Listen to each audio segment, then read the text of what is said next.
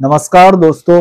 आज का ये वीडियो उन लोगों के लिए बहुत ही ज़्यादा इम्पोर्टेंट होने वाला है जो लोग ई कॉमर्स प्लेटफॉर्म पे अपना बिजनेस शुरू करने का सोच रहे, जो लोग अपने प्रोडक्ट को ऑनलाइन सेल करने का सोच रहे, उनके लिए प्लेटफॉर्म सेलेक्ट कौन सा करना आज के इस वीडियो में मैं ये बताऊंगा। आज के इस वीडियो में मैं दो प्लेटफॉर्म को कंपेयर करने वाला हूँ, मीशो और स्नैपडील।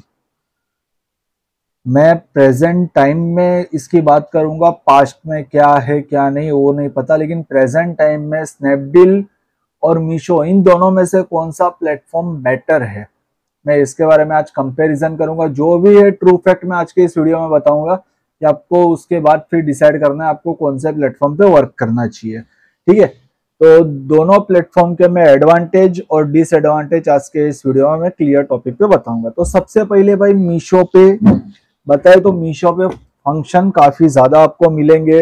आपको नए प्रोडक्ट्स क्या ट्रेंड में चल रहे हैं ये भी आपको पता चलेगा। मीशो में अगर आप भारत की चॉइस पे आते हैं तो यहाँ पे कौन से प्रोडक्ट पे आपको लिस्टिंग करनी चाहिए, इसके बारे में मीशो पे थोड़े फीचर्स है। जबकि इस मुकाबले जो स्नैपडील है इसमें ऐसा कोई फीचर नहीं है कि स्नैपडील पे कौन सा प्रोडक्ट ट्रेंड में चल रहा है, आपको कौन से प्रोडक्ट पे लिस्टिंग करनी चाहिए जिससे कि आपकी विजिबिलिटी बढ़ जाए। ये मीशो पे इसका एडवांटेज है। सेकंड थिंग, बात की जाए ऑर्डर्स पे, तो भाई मीशो पे बहुत ज्यादा ऑर्डर्स आपको मिलेंगे।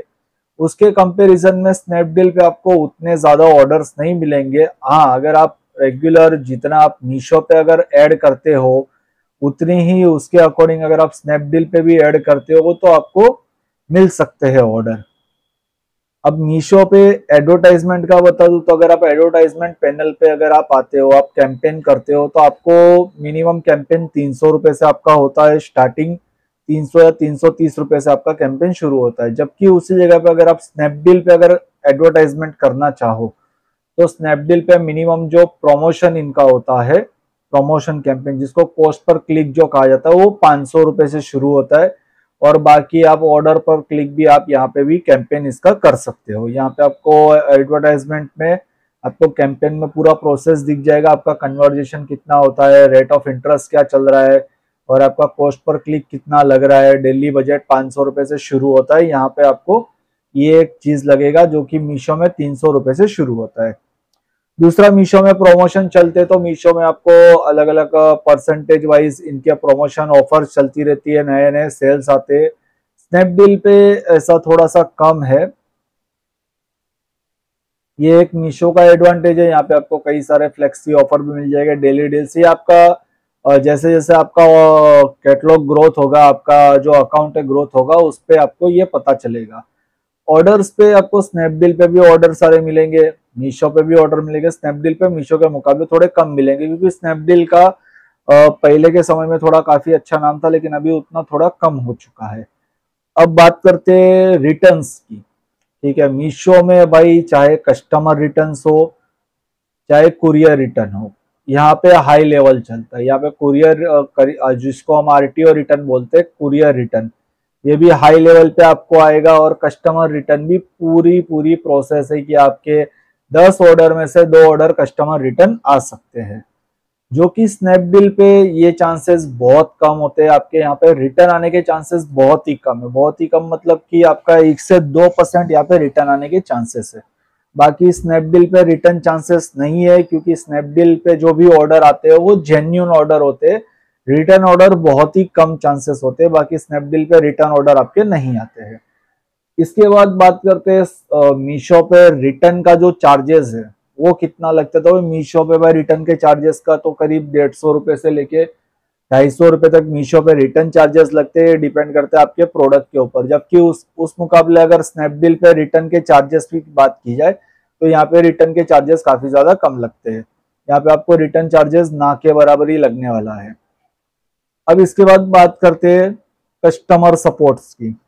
तो मीशो पे आपको कस्टमर सपोर्ट के लिए सपोर्ट ऑफर मिलता है। यहाँ पे आप टिकट रेस कर सकते हो। जब आप टिकट रेस करोगे तो उसके बाद फिर इनकी टीम जो है वो टिकट पे ऑटोमेटिक सिस्टम जनरेटेड मैसेज आपको मिल जाएगा। इनकी टीम की तरफ से कोई भी एक्टिविटी आपको नहीं मिलेगी। आपको मीशो की टीम की तरफ से अगर आपको कॉल आएगा तो कॉल केवल इसी काम के लिए आएगा कि भाई इनका कोई नया इवेंट आ रहा है, कोई नया सेल लग रहा है, तो वहां पे आपको पार्टिसिपेट करना है, तो उसके रिगार्डिंग आपको कॉल आएगा। बाकी आप चाहे कितनी भी टिकटें रेस कर लो, टिकट के रिगार्डिंग कॉल नहीं आएगा। इस जगह पे स्नैपडील में काफी ज्यादा एडवांटेज है। अगर आप स्नैपडील में सपोर्ट पैनल में आके आपकी टिकट को रेस करते हो, आपको चाहे कोई भी समस्या हुई हो, यहाँ पे अगर आप टिकट रेस करते हो for an example order processing and pickup, और यहाँ पे आप प्रॉब्लम ऑर्डर पे लिख देते हो या फिर जो भी आप टिकट रेस करते हो, तो टिकट रेस करने के बाद अब जैसे शिपमेंट पिकअप इश्यू और pickup dispatch range but pickup not done, या फिर order not pickup bye courier partner, और यहाँ पे मुझे मैनिफेस्ट आईडी ऐड करनी है, या फिर यहाँ पे मैं कुछ भी लिख दूँ जैसे पेमेंट रिलेटेड और फिर पेमेंट टैब रिलेटेड, और यहाँ पे मैं लिख देता हूँ इंफॉर्मेशन नॉट विजिबल पेमेंट या इनकरेक्ट या फिर रिपोर्ट। तो यहाँ पे मुझे एक ऑप्शन मिलता है रिक्वेस्ट कॉल बैक का, जो कि मीशो के पैनल पे आपको कहीं पे भी नहीं मिलेगा। आपको जैसे यहाँ पे आप क्वेरी ऐड करके रिक्वेस्ट कॉल बैक पे क्लिक करते हो, तो आपको विद इन 2 से 3 घंटे में स्नैपडील की सपोर्ट टीम आपको सामने से कॉल करेगी और आपकी जो भी प्रॉब्लम्स है उनका आपको पूरा सॉल्यूशन मिलेगा, जो कि मीशो पे नहीं मिलेगा। तो इस मामले में मीशो का टोटली 0-0 है।